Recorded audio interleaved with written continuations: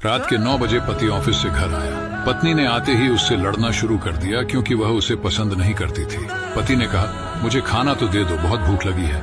पत्नी बोली, खुद जाकर खा लो, मुझे नींद आ रही है। पति चुपचाप सुनता रहा और पत्नी पूरी रात उससे लड़ती रही। जब सुबह हुई तो पति ने कहा, मुझे नाश्ता तो दे दो। पत्नी ने गुस्से में कहा, मैं तुझसे तंग आ गई हूँ, भगवान करे तू मर जाए।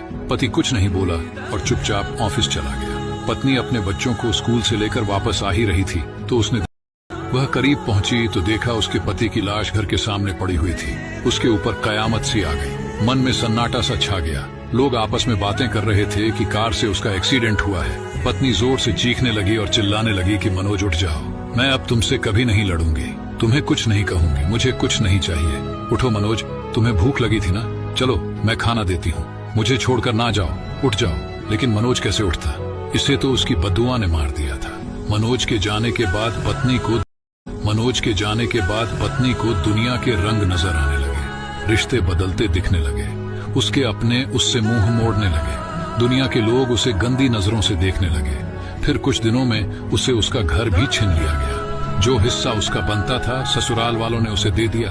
पति के मरने के बाद उसे एहसास हुआ कि पति जैसा भी हो, चाहे पसंद का हो या नापसंद का, लेकिन औरत के सर का ताज होता है। अगर सहमत है तो कमेंट में यस जरूर लिखें।